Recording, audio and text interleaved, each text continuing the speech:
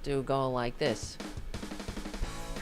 Hey everybody, what is new? Sorry it's such a slow news day. Hey, we'll try to figure it out. It is the Tara Show. Dublin and Devlin are back together. How was your weekend? Mine was wild. Yeah. Hi. Hello. How are you? I'm all right. How are you? Are you? Yeah. No, actually, I mean, I'm not, but I'm very actually. What I have to say, I was talking to somebody yesterday about someone who does what we do, and privately, and I felt myself like, just kind of breaking out in tears because, about Charlie Kirk, not because I cared about him, but just the whole situation is so disgusting. Yeah. And, it really I mean, he was a disgusting person, but to see him get shot like that is so horrific. And to watch, the fragility of life. And then I thought about, wow, what a horrible legacy to leave of the hate speech, and and then I thought about all of the children who've been shot with needlessly senseless American gun massacres. And right. what was so depressing too, for people who saw that video, I saw it by accident first. It was on all over Twitter. I was like, is this AI? Right. I didn't think it was real, but that he went immediately unconscious, and it just goes, it's like, that's life, it could just be snuffed out in a second. And Very fragile. yeah, and I was like, wow, all of the children that experience that in this fucked up country, I mean, and the families and all the pain All of over it. everything. And then the piling on of the Republicans that are not doing anything because, and it also, that's the shame too, because they don't care about Charlie Kirk or his family. No, Clearly, no, none of them. no. Or the children. I've never seen anything like this, though. This is dangerous messaging They're coming just from piling the on. White House and the It doesn't come from. This is the first time we've had an incident like this where they are calling for retribution, political retribution in the halls of power, going after people's speech. There's going to be more violence thanks to them, and they stand in the way of every policy that will prevent this.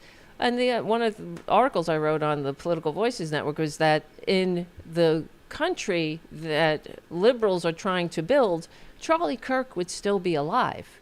Absolutely. Exactly. And we are going to talk about this more in depth with Dr. Geoff Grammer, who's going to be joining us momentarily. And it's just fortuitous that we had him booked for today before this all happened. Yes. And in the couple of minutes we have before he joins us, for those of you who are already in the chat and those of you who are going to watch this later, on the last time Devlin and I saw each other, and Sherry Jacobus was with us on Thursday, we did not know who the shooter was, and we do now.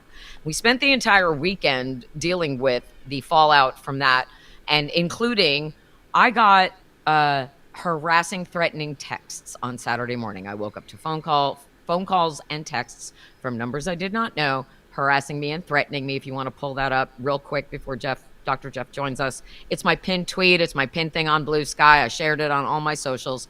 And the reason I share it, not because I want attention, I need sympathy. It's not about me. This is how they are operating right now. They are collecting names of liberals, I'm like, to me, I think I'm small potatoes compared to a lot of the other influencers. I'm sitting at about 108,000 followers. I don't have a million like Brooklyn Dad or JoJo or whatever. I got these threats. One was a very long one. The one with the black thing on the left and the one on the top right are from the same phone number. I'm a horrible person. Can't wait. A whole thing about how war is coming. Good times ahead. Airtight. They call me a filthy whore. The next one is like, hi, you don't know me, but your name is on a list and I really want to help you. No, they don't. That's another way for them to try to get you to respond and say, I'm not, it says, are you in Portland, Oregon or Portland, Maine? You know where the fuck I am, okay? You know where I am. You specifically know because you're targeting me today. This. That's not a person who wants to help me. That is a person who's threatening me. That is how they get you. And it's so important that I share this and that everyone who sees this understands how they operate. That's how they get you. That's how they get you to respond to bots on Twitter. These murky threats. So I filed a real police report and I submitted a real complaint to the real local FBI field office and posted about it because it's incredibly important to see how they operate. Now, if you look at the engagement on this, even with my account being as suppressed as it is, 300 comments, all of them mostly are fake accounts, a couple of real MAGA accounts, none of them believing that this is real. All of them saying, I made this up to get attention, to further the left's narrative, blah, blah, blah. I am 56 years old. I have the tech skills of my own great-grandmother. I can't do this. I don't have a burner. I don't know how to do this. I can't make up phone numbers. People are like, oh, if it's real, show the phone numbers. Why? So you can accuse me of doing what they do? I'm not falling for that shit. I have nothing to prove to anyone. I am sharing this because it's dangerous. And this is getting worse. And I will tell you why. Because today, just before we joined each other, got a little gift from the universe is balance. Because while all of this hysteria is coming up and all of the Republicans are pushing this dangerous narrative, like Nancy Mace, like J.D. Vance, like Kash Patel, like Donald Trump, like the entire 5, except for Jessica Tarlov on Fox News this morning, Fox News verified that, yes, it is Donald Trump's signature on that letter in the Epstein birthday book. At the same time, Donald Trump also attacked a member of the media again today, a couple members of the media today. This is going to get worse, and we need to get ahead of this, and it is dangerous. And the reason I share it and the reason I don't hide and I don't delete my socials and I don't shut it all down is I'm a real person. This is my job, right? It's my job to report on this accurately. The mainstream media doesn't report on this, but they need to. It's incredibly important to see this because I do not want one more person to lose their life because of Donald Trump. Not a person who voted for him, not a person who didn't. I don't know how many different times I've said this, and I defy anybody to go through my Twitter account and find one tweet that celebrates Charlie Kirk's death because it doesn't exist. It doesn't matter. They're firing people for repeating Charlie Kirk's words, simply repeating them, violating our First Amendment rights. Yes, and because they don't want the Epstein files to get out is fucked. But it's not just. Obviously that's what the White House is doing. But the rest of the media, what's their skin in the game? What it is they're afraid. Scared. They're afraid of the maggots. They're afraid of Traitor Trump, and so they're buying into this hysteria. And they should be ashamed. This is worse than the McCarthy era because you can't even say. First of all, there was a video because it's not, it's the same because it's coming from the halls of power. And I'm sure you saw the video of that girl going, dancing, saying, your homies, whatever. And she was kicked out of school. She was arrested. Now, I would never do anything like that. I think that's very stupid, immature, not nice. Yeah. And it's like, shut the fuck up and it's just like leave people alone. But it's the same kind of stuff that the Westboro Baptist Church does at funerals. And so loving it, Christ-like. Yeah, they're not getting arrested. And how are you gonna? I mean, as much as what happened to the old saying? I may not agree with what you say, but I will defend to the death your right to say it. Very. That is the First Amendment. Amendment. Hello, Doctor. All right, everybody. Hold on a second. We are going to get Thank you for calling back, Doc. Yeah, thank you. Ooh, I'm sorry, I did the wrong thing in the email. We remember we are doing this because if it can happen to me, it can happen to anybody who posts on social media. And the fact that Trump is attacking individual members of the mainstream media is really dangerous, and we have to collectively hold him accountable for that bullying and the slow boil of the press and the way that he constantly attacks them for simply doing their jobs. Hi, Dr. Jeffrey. Welcome to Hi, the thank Tarot you so much Show. for having me on. I'm so Thank sorry you for about the being here. mistake. Let me fix my camera a little bit. I'm sorry about the mistake in the communication with the email, but it's very fortuitous that we booked you even before all of this happened. Yes, and let's I'm explain who Dr. Geoffrey. How would you like to be called? Dr. Jeff, Dr. G, Dr. Big Dr. Double G, OG. Dr. Grammer is the official Dr. name, Grammer. but Jeff Okay. works for this podcast is great. So Okay. I go by Jeff to plenty of people. Jeff. Okay. Well, thank you for being here. And for those who don't know, Jeff, Dr. Geoff Grammer, MD, is a leading psychiatrist and expert in neuropsychiatry with decades of clinical experience treating complex mental health conditions. He served as the chief medical officer for Greenbrook. Am I correct there? Greenbrook TMS Neuro Health Centers. He specialized in pioneering therapies for depression and mood disorders. Also extensive work with the U.S. military healthcare system. You're a high-ranking officer in the military. You worked with Walter Reed. Am I correct here? Yeah, I did a retired little. from the military after 25 years in 2017. So I retired at the rank of a colonel. And I Nice. deployed twice to Iraq and once to Afghanistan. Wonderful. Well, this is, and you have you specialize in PTSD and helping soldiers overcome the trauma, which is, I think, we're all pretty much traumatized as Americans right now. I believe I've been saying this for years that we are the American people are suffering from a collective post-traumatic stress disorder, and all the traumas, the chaos, the pain, the division, you can't not be touched by it and affected by it, and especially that's why it was such perfect timing to have you on the show to get your view about what we're dealing with right now, which doesn't seem like it's going to get any better. But I'd love to hear what you think about what's going on and what we can do. Well, first, I was watching the live feed on YouTube, and I just want to say to Tara Dublin, I'm sorry that you've gotten these threats. They're not okay. They're not appropriate. And I think you handled it very well, right? You reported to the authorities and you stated it is not going to cause you to alter your behavior. And I think that's perfect because the people who do those threats are trying to create fear so that people engage in harm avoidance and withdraw from what they're advocating for.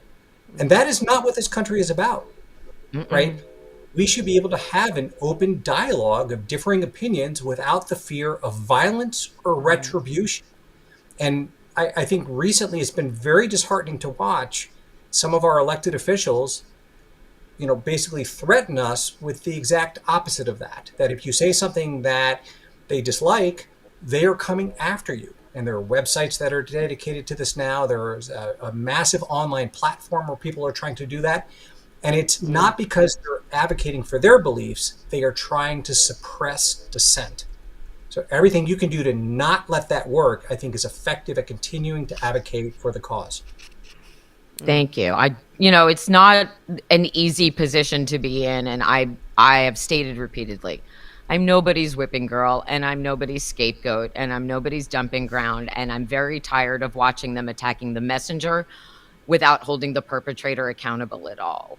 And it's repeatedly when you show people the truth of who Donald Trump is and they refuse to accept it, I don't really know what to do with that sort of mentality. And on a day where we just learned Fox News has corroborated that it is his signature on that letter in the Epstein birthday book, and there will be people who continue to deny that. So I guess my first question to you is, how are we supposed to continue to move forward as a society when all of these people are denying the basic reality that the rest of us live in? It's a good question. And I think it's important to remember that the last election for president was decided by less than 2% of the vote. Right. So we don't need to necessarily convince the core 25% of voters that will be with Trump all the way to the edge of the cliff and beyond that they are wrong or that they've been misled. though in my opinion, they often have been, right, misled. But we're trying to get those people that don't necessarily follow politics as closely, the people who are listening to the kind of chorus of conversation occurring and trying to glean some sort of conclusion from that. And we've got to be able to break through to those folks to say, in the case of the Epstein birthday letter, this absolutely was written by him. This was something that was turned over by the Epstein estate. It was in his possession at the time of his death. And when Congress asked for it, it was given to them. And in reading through the letter, I would encourage anyone who hasn't looked at it to actually read the letter and look at it. It is quite disturbing and unusual. It is not what most people would write to a friend or colleague whom they're celebrating the birthday. And I did a bit of an in-depth analysis on what I think that letter could mean and some of the hidden or wink and nod messaging that is part of that letter, which is very, very concerning. What did you conclude? Can you share? Absolutely. So, I think a few things. There is an objectification of women in the letter. The figure that was drawn of this underdeveloped female was lacking a head and an arms or legs, Very right? weird. So it's down to the core anatomy of sexual utility to the artist. In addition, the signature in the pubic area indicates or could indicate this idea of possession. I am signing off that you belong to me. And this is a bit of a theme, I think, in some of the more extreme sort of Trumpian MAGA movement, this idea of entitlement. And in this case, it's this entitlement for the female figure. And then if you read the kind of back and forth voiceover and then this fantasy dialogue between Epstein and Trump, they will refer to things without saying it out loud. And when we do that, we are often referring to something that we know to be illegal, immoral, or just unspeakable. Yeah. And when you get to the end and it's talking about secrets and what I know and I look forward to future secrets, then you see what the wink and the nod is about, and it's about that figure of this underdeveloped female. And the point I made was if your daughter went over to a friend's house and came back with like a photograph of a letter like this, would you send her back to that house? Heck no, because any reasonable person would conclude that that's pretty darn creepy stuff. So why are we supporting the President of the United States, who we know crafted the same essentially message to a known pedophile? Incredible. It's so sick and disturbing. They continue to deny it, though. They deny the truth when you put it right in front of them. And that's the mentality that we're up against, because you show them things that are real and true. He has just from the Epstein files alone, that he's had a pattern of lies going back for a long time, and he changes his story repeatedly. And it's almost like they're begging him to keep lying to them because they don't want to have to acknowledge that it's real. Right. Trump has stated that admitting fault is a weakness. So we will never, ever see him admit to doing anything wrong. That's just not in his vocabulary. So we can give up that ghost. Right. I also think that there's a theme for some of the more virulent MAGA supporters, those that are harassing you online, for example, where it's this combination of this fear of dissolution of meaning and purpose. Right, where they're worried about becoming irrelevant in a society that's becoming more secular and more diverse. And with that then breeds this idea of anger and hostility, right? Because they feel entitled. I should be able to get what I want. I deserve this for some reason, whether it's religious-based or cultural-based or just this overall sense of entitlement. And then from that comes this idea of sadism. The intentional induction of harm to others and receiving pleasure from it, because that compensates for the sense of inadequacy and it feeds that sense of entitlement. So that's why I'm saying I think with that core group, which it's important to remember is a minority of Americans, with that core group, they can't come off of that because then we're asking them to address those very deep-rooted insecurities that they're incapable of handling. Wow. And their fixation with the transgender community and trying to scapegoat them and trying to frame this as in any way connected to that is a desperate and I think really obvious ploy. But at the same time, I worry about the way that this impacts like kids who see this, kids who hear it, kids who get the mixed messaging. And what I really don't understand at its core is one person shot another person and they're incapable of holding that person accountable for it because they went ahead and jumped ahead of the narrative before we had it. And they can't be wrong, as you said. And one of the things I was watching, on the first video on your YouTube channel, which I really encourage everyone to subscribe to, you talk about Trump mirroring the language that they use to feel included in the decisions that are being made and the messaging that's going. So they feel like they're part of something, right? It's that group think. I don't belong anywhere else, but this is a group that has accepted me regardless of the way I think, the way I feel. But when they're faced with this, like, I want to know, like, how we are supposed to handle it so that we can continue to get up every day. And they can too. Like, I would rather them listen to you than anyone else, but I can't make them.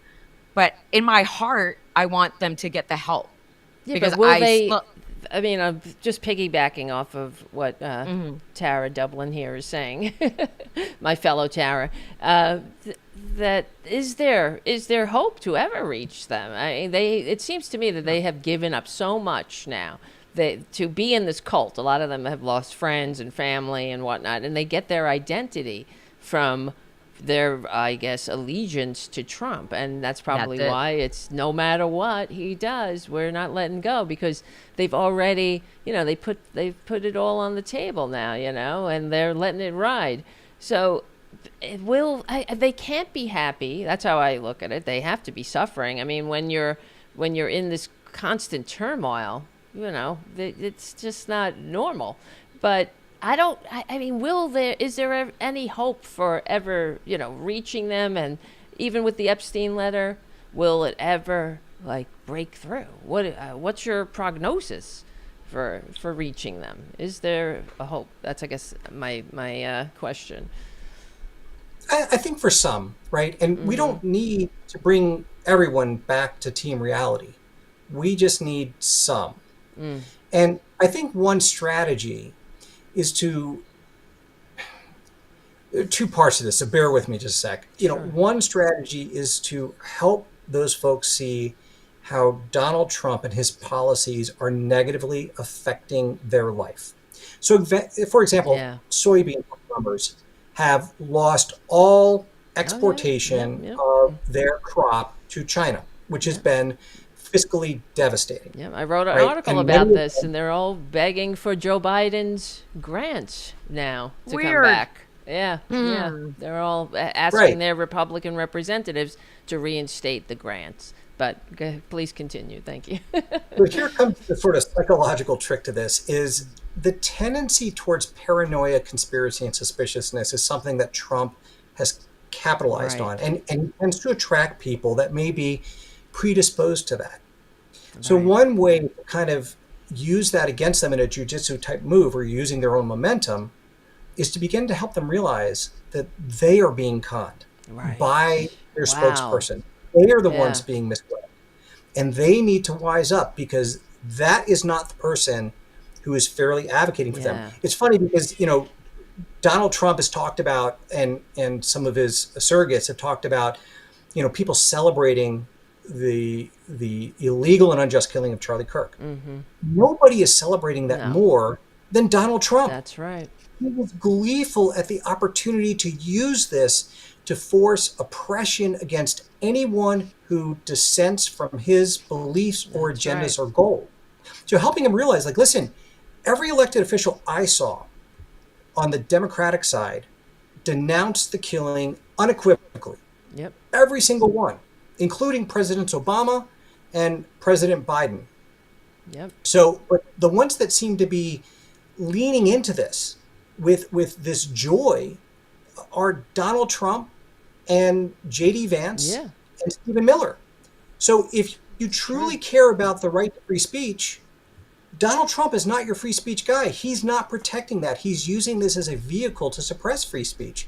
And it's important that we help him realize that he's doing the exact opposite of what you think he may be doing. He is fooling them, and they're smarter than that. Right. I've tried that tactic, I will tell you, because I spend a lot of time engaging, and I know when the accounts are fake, and I don't waste my time on the noisemakers as much as I do try to go after the lawmakers, because they're the ones who are going to impact our daily lives. And I just ask a lot of why questions. And that's my nature. It makes me a natural interviewer. I just have a natural curiosity about what makes people tick. And so I say, why do you let him keep lying to you about the Epstein files? I don't say he's been lying to you all along, even though he has, because they don't want to believe that. Go look back at the timeline of lies just about this. Remember when they were dancing with the binders full of redactions? Remember when he said that there was a list, but she says there's not a list? Remember when he said it was Democrats, but it was a hoax? But Jeffrey Epstein stole Virginia Giuffre from him. He has lied to you and all they come back with is, shut up, libturd. And so... from that, I'm like, okay, bye, have fun. I tried. It's not my fault that Donald Trump has been lying to you. And so their misplaced aggression is also an issue, because what they are is really, they're angry at him and they're putting it on me. They're putting it on liberals. That it's not our fault. It's misplaced aggression. And I understand that intellectually. But it doesn't mean that it doesn't bother me when I get a text saying, we know where you live, and so after a while, I'm not giving up on telling the truth, but there is a point where I'm like, okay, well, I'm holding up a mirror to you and you're ignoring that. What you're seeing is yourself. There's really not more I can do after that, right? No. Right, and some will. Like I said, they'll follow him all the way off the cliff. Right, there's Right. nothing we can do. But we only have to win a few hearts and minds. So it's important to kind of keep it up, because some ways we plant those seeds, and down the road something else happens, and down the road something else happens, and they finally say, "I'm not doing this." And I'm going to use the most unlikely figure for this, Nick Fuentes. Right, he used to support Donald Trump. Right, and he is called now Trump 2.0 an absolute disaster. Right? So we need to find ways to disempower his sort of army of supporters to actually show them that the only person that Trump is really advocating for is Donald Trump. Right. The only thing he Isn't it cares obvious, about. though? Always That's been the what's truth. so bizarre, Right. though, isn't it? It seems so obvious. How I don't understand how they don't see it. That's what's so depressing. They don't want to. Is that it's like I mean, I live in New York my whole life. We always knew that Donald Trump is just this disco prowling grifter, and we I love that. that's what great. he is. Late night disco prowling, carnival barking Chauvinist grifter, playboy. Yeah. I grew up in Jersey, Dr. Jeffrey, so I also always knew what he was all along. Yeah. And he also A clown. he also blocked me on Twitter 10 years ago. And never unblocked me. And I use that as an example too when I'm in these, going back and forth, and I'm like, this guy blocked me 10 years ago. I'm 5'0" nothing. I weigh a $105. I'm 56. You're afraid of this? Really? This is a threat? I don't think so. But how do you see that as a leader when he can't handle a tweet? He can't handle a tweet. No, so if no. he can't handle that, what makes you think he can handle the country? Well, He can't. That's the thing, though. I mean, this is the thing about liberals, and I always say that we don't hate them, and that's why when I'm listening to to Trump and JD Vance, really foment hate and violence against left wingers, the loony left. I mean, well, they never point out who they're talking about. Of course, it's just this collective, punishment is going to come down on us. But the fact is, we're trying to make sure that they don't have to needlessly die without health care. We want to get them health care. We want to make sure they have living wages. That's what we're advocating for. And what are they advocating for? I mean, they're advocating for us to be completely suppressed and annihilated at this point. That's what it feels like to me. I've never seen it so, I've never felt so threatened, really, in a political environment. For real, even last time. So Yeah, I think that term "they" is Right. not an accident, right? Because True. at this point, it's pretty clear that the shooter was not whom, and I hate to use this kind of phrase, but whom Donald Trump and his surrogates were hoping it was going to be. Right. Right. That's clear. By saying the word they, what you're allowing is for someone then to fill in the gap of that identity with their enemy. And Trump has been working on this tribalism of us versus them, all or none thinking. And, the liberal agenda is evil and supports crime and all these things that are just ridiculous, right? The merits of like, hey, we want people to be healthy. We want civil rights. We want people to be able to vote. Like, these are not extremist ideas, right? But when they say they, that is absolutely manipulative to try to tap into that anger. And you got to hand it to the MAGA movement. They have been cultivating this for years, right? The red cap is an instant sort of identity. And it's kind of like the Nazi swastika on the arm. Like these are things for people to say, you're in my tribe, you're in my group. We belong. And anyone who doesn't wear this is outside and other. Right. And they're capitalizing on that. So we have to deprogram these people, and that's going to take time. I also think, we can definitely be better at messaging, right? Because we're not only working against Trump, but we're working against external adversaries who are doing the bots and trying to continue to foment division the billionaires within the U.S. Yeah, exactly. And Russia, for sure. Yes, Russia, China, absolutely. Yep. But I think the Democratic Party needs to start really pushing up a much more unified messaging. Yes. Where it's sort of one voice. Like instead of having, Governor Newsom do his thing and J.D. Pritzker do their thing, and they're great, by the way. I think they're finally breaking through with a different style. But every day we should be having a press conference where Pete Buttigieg or someone who's equally charismatic stands up. Yep. Yeah. You know no, why? That's what why Dublin's you're here? been saying for years about months. Democratic. Well, since February. But do you know why you're actually here? You're actually here because of Sherry Jacobus, who introduced me to you, because Sherry Jacobus and I have been pushing this idea from almost the time he was inaugurated. Like I started doing it and then I saw she was doing it. She was advocating for Pete Buttigieg. I was like, no, it can't be anyone who's probably gonna run for office. And it can't be anybody who already has a job in Congress. It needs to be someone, a press secretary. It needs to be its own standalone job every single day. After Caroline finishes lying to the press can then move over to the Capitol because they're not going to let him set up in the White House. And they have a Democratic press briefing. And the press will show up for that because it'll give them red meat to throw to the MAGA if they're from the right. And if they're the left, if they're just the general press, they're like, oh, truth, how I've missed you. And Sherry is someone who could stand there and take on someone from Fox because she's been a Republican strategist. And for me right now, I just feel so vindicated because somebody who's intelligent and has a degree is saying what we've been saying, in that we have to get the truth out every day, and it needs to come from a reliable source that we trust. Right. But there's been no Democratic leader at this point, it feels. Until Newsom. Well, Gavin Newsom is doing great, but I mean, right now, in response to what's going on, I think there should be somebody that is, got to get it done out there in the forefront, pushing back. But it seems, and that's one thing that with the right wingers, you got to give it to them. They do have a unified message, and it's terrifying. So Doctor, I have another question for you. Today we saw Donald Trump bullying members of the press. There was an Australian journalist, and he said, I'm going to report you to the Australian Prime Minister.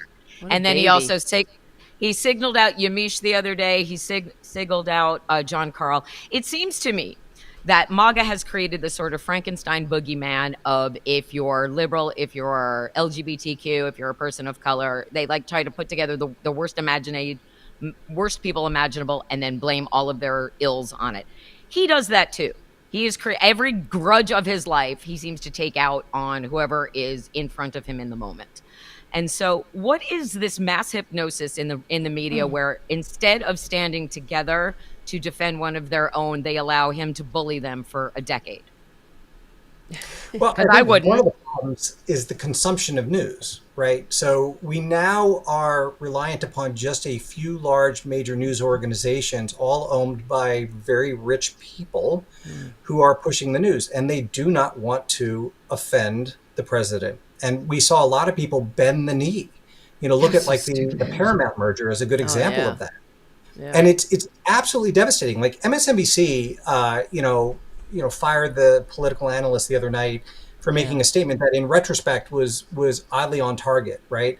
Whereas, Brian Kilmeade, for example, said something that was truly horrific and Yeah, he almost said that dystopian. homeless people should be involuntarily executed. That's basically, and for those who Yeah, by lethal missed injection, it. right? Yeah.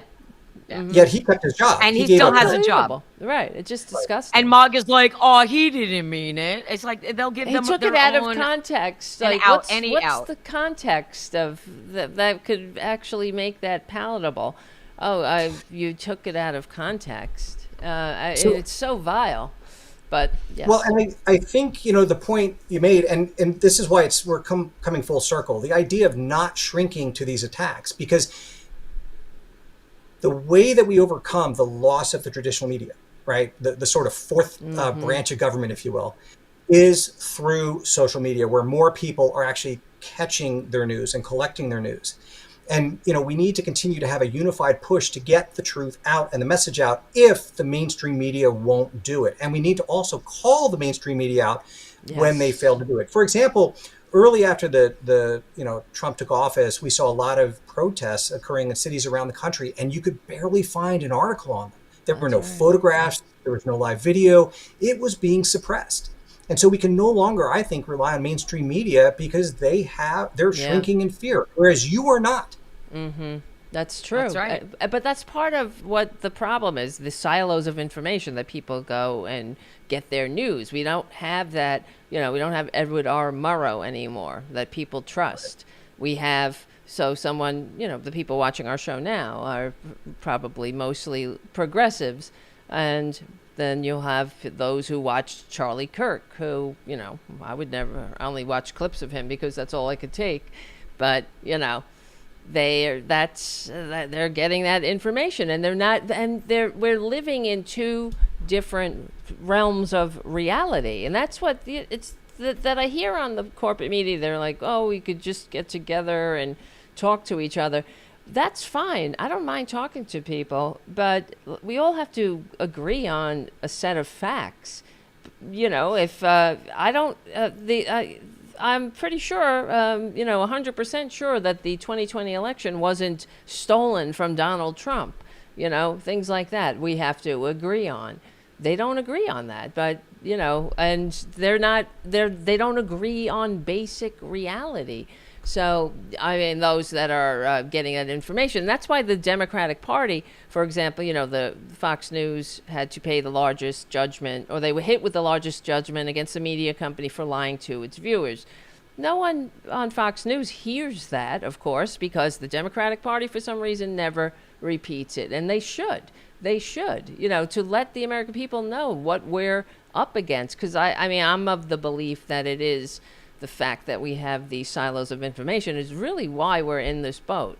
We would end money in politics, which is intertwined, because those who live in West Virginia and these red states or whatnot, they're not getting the same news, but they're all consuming, I believe, malinformation that makes them vote for their own demise. And am I wrong? I don't think so, but you could tell me. How can we break it out? How can we break out of this, really? So we are all victims to the reality that we're fed, right? We don't know what we haven't seen or haven't heard. That's right. And so, unfortunately, propaganda does work. Yes. And this gets back to the idea of messaging. We have got to find a way to break through those echo chambers to bring in another way of thinking. And I'll give a good example. Anyone who's watching this who is maybe not a progressive leaning political philosophy kind of person, think about this. In my opinion, Donald Trump has displayed a tendency towards, oops, everyone froze. I hope I'm not freezing. No, you're not frozen. You're okay. Good. You're okay. So Donald Trump has this malignant narcissistic public persona where the only way he can succeed if someone else is losing. Okay. And if you think about his policies that he thinks is improving the country, it has that same malignancy to it. He harms others and then says, this is going to help you. The cruel, immigration policies that he has, it's harming people in unnecessarily cruel ways. And yet somehow that's going to improve everyday Americans. Or, coming after you and jailing people who think differently is some way going to make the country safer by getting rid of extremism. I cannot think of off the top of my head a policy that just brings about goodwill and hope to rise, sort of the tide rising all ships. That's not the way he works. Nope. So in some ways, we've got to find a way to show people, like, even if you get past the words that he's saying, what we call content, look at the process by which he's doing this. And is that really what you want the country to be about? Even if you don't agree with, say, my viewpoints or someone else's, how do you want to get to your end state? Is it through suffering and cruelty, or is it through improving the lives of the people that you care about, which hopefully should be everyone? You know what? Yeah, and another thing that I have found really interesting about him, he's a 5-time draft dodging coward who openly hates our military. Tax cheating, draft dodging. We haven't seen his taxes. Yeah, but the hostility towards our military because he's jealous of their real bravery, because he's a coward. I get all of that. Well, he's never served anything in his life but himself. He intentionally is making our military less safe around the world and domestically by using the National Guard in this way. Yep. However, there are a lot of veterans who love him. I don't understand Can you explain? He continued, like, he salutes, which is that stolen valor. annoys me. I served in the National Guard. I was not a high-ranking officer like yourself. I was just somebody that showed up for my commitment. But but using I can't the military, stand that. Using the military as he does, diminishing their importance on the global stage, making our military vulnerable to Putin. Why would veterans continue to support him? Can you explain that mentality? Because I don't come from a military family or a military background. I have immense respect for our military, and I go out of my way to thank people for their service if they're wearing a cap that identifies them in some way as a veteran. And I can't stand the way our veterans are treated by our government, and they need to be better supported. I really don't understand veterans supporting someone who clearly hates our military and has no respect for anyone who has served. Yeah, I think it gets back to this point where anger is cheap to purchase and expensive to dispense, right? And he purchased people's anger for very little cost, right? And that led to people giving up their critical judgment and thinking.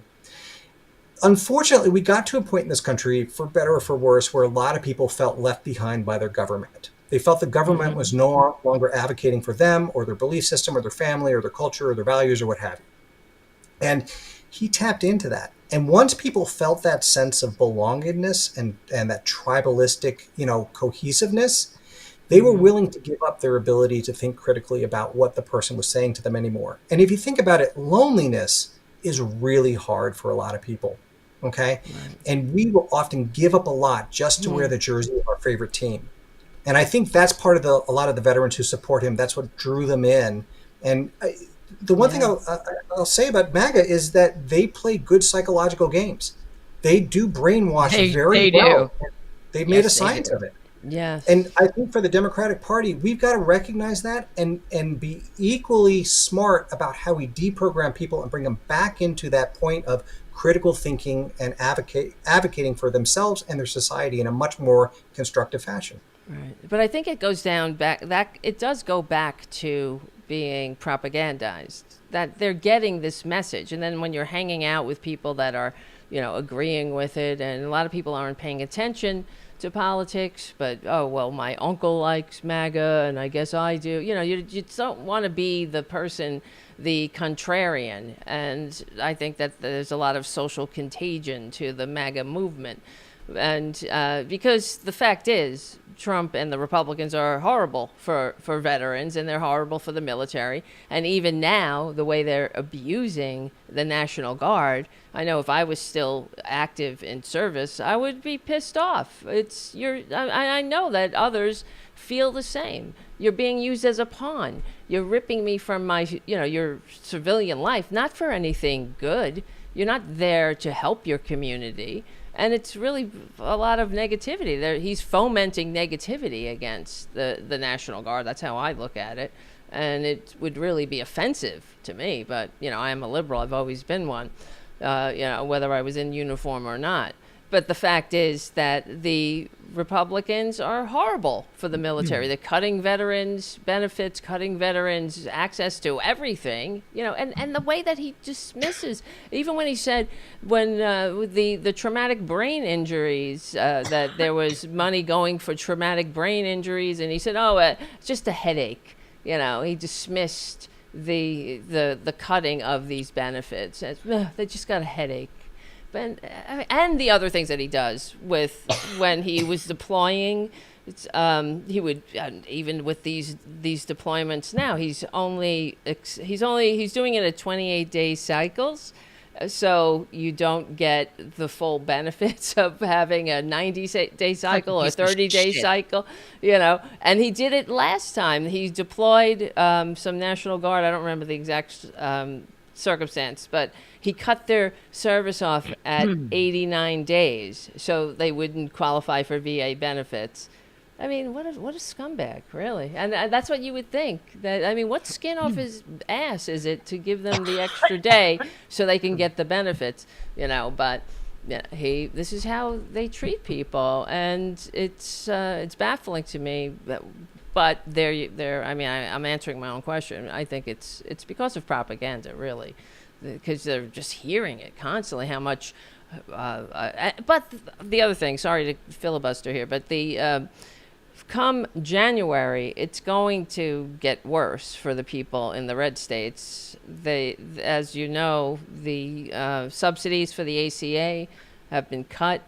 A lot of people are not going to qualify for health insurance, and if you still need to get health insurance, it's going up as much as 75%. Like all of these things, the chickens are coming home to roost. His policies, all the hating against trans people in the world are not going to paper that over when the bills come due, because inflation's up, just the cost of living's up, jobs aren't, we have the worst jobs record in 16 years now, and getting worse. It's all of it. It's like a perfect storm, and I don't look forward to January, really. It's going to be horrible for a lot of people, and they know it. How is he going to blame Joe Biden for this? Oh, he's still doing it now, so.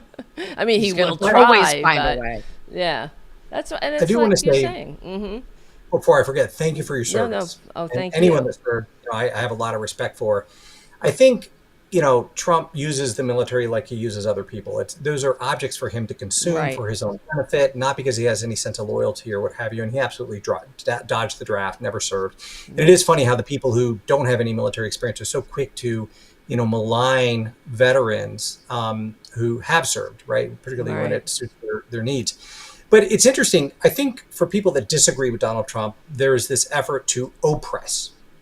But I think for the people that do support Donald Trump, they are being slowly boiled in this pot of being subservient to and dependent upon Donald Trump. And if you get rid of education, you get rid of healthcare, you get rid of economic opportunity, people then fall back on their hierarchy of needs. You have to have housing, you have to have health, you've got to have food to function. And if you are too busy just trying to, secure those things, you are no longer in a place to even be aware of your scenario or situation that you are surrounded by. Right. And therefore, you cannot move out from that ecosystem where you're existing, and you remain dependent upon Donald Trump and the MAGA party just to exist. So I think it is still part of the plan. Why is he treating these people so poorly? Why is he doing things that are known to hurt him?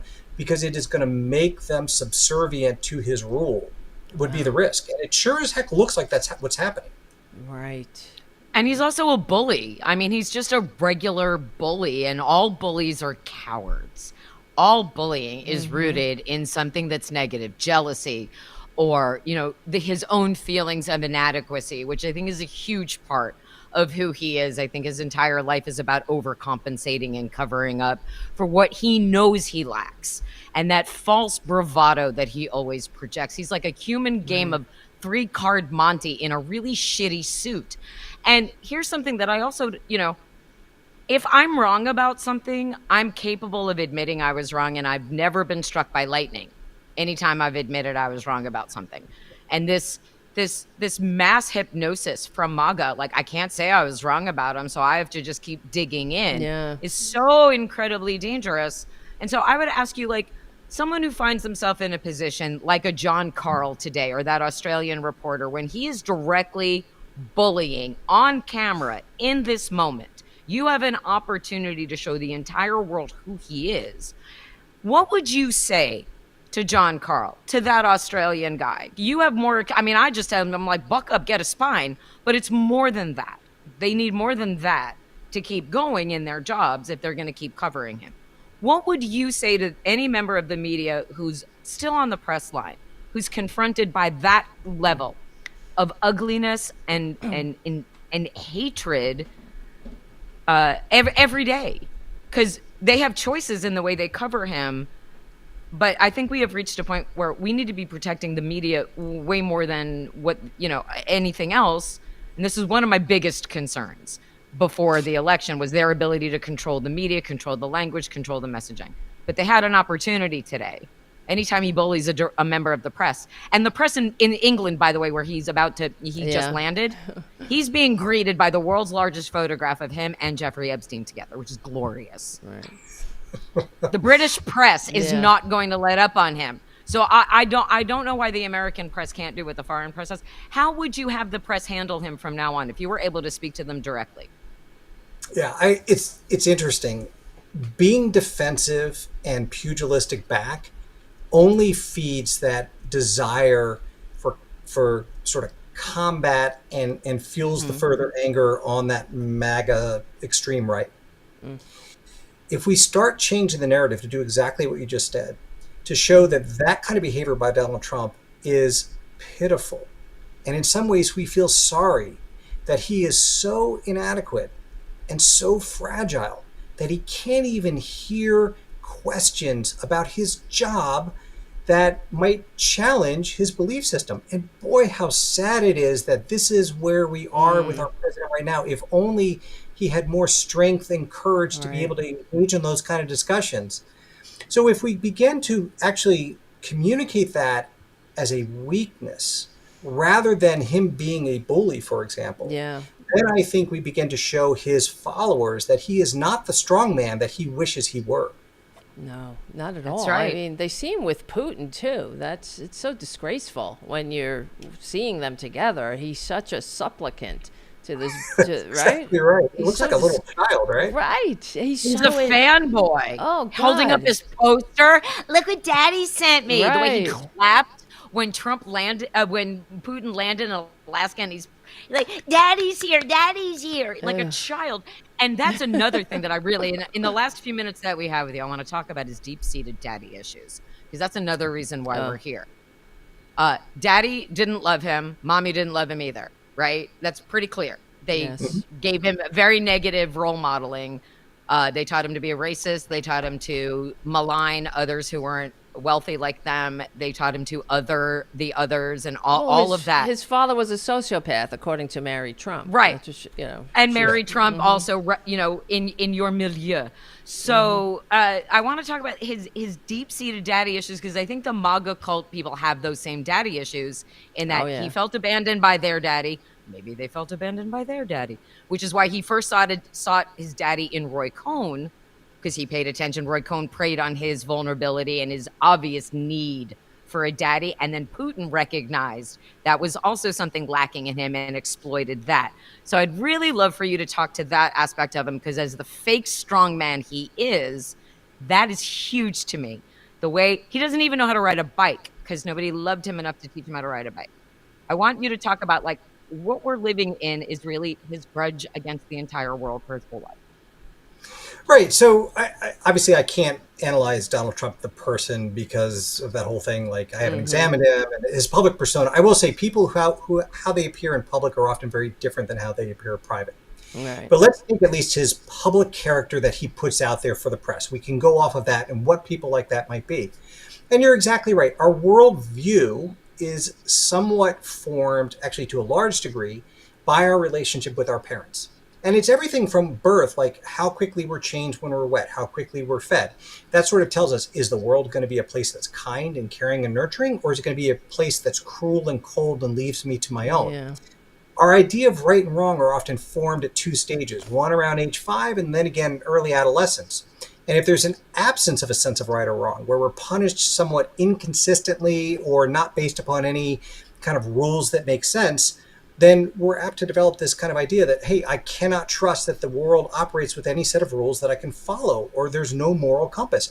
Likewise, if we're injured in early adolescence, then we're likely to develop a sense of anger and suspiciousness towards others.